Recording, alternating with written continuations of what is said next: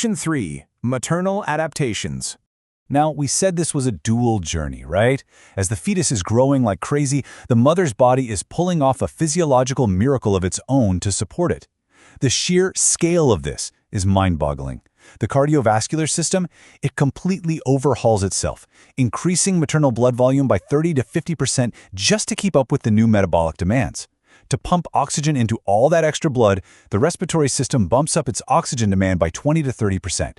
And the uterus, it normally weighs about 50 grams. By the end of the pregnancy, it weighs a full 1,000 grams. That is a 20-fold increase in weight. The mother's entire system is literally working in overdrive. But here's the catch. With all these extreme changes, things can get pretty uncomfortable.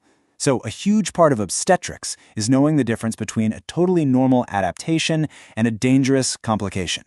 Take that 1,000-gram uterus, for example.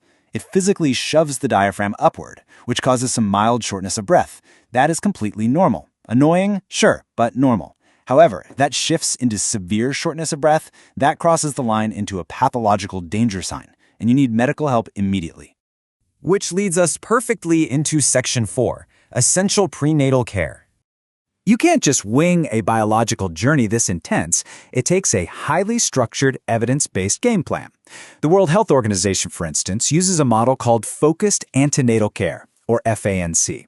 It's all about quality over quantity, doing the right checks at exactly the right times. A typical schedule looks like this: a really thorough first contact before 12 weeks to set baselines, a second one around 20 weeks to check fetal growth and anatomy, a third at 26 weeks to screen for stuff like preeclampsia or gestational diabetes, and a fourth at 30 weeks to start gearing up for birth.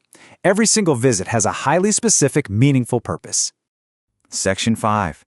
Complications and Monitoring. Let's be real, even with the best care in the world, things can deviate from the plan. So we have to talk about how doctors spot early warning signs, particularly early pregnancy bleeding.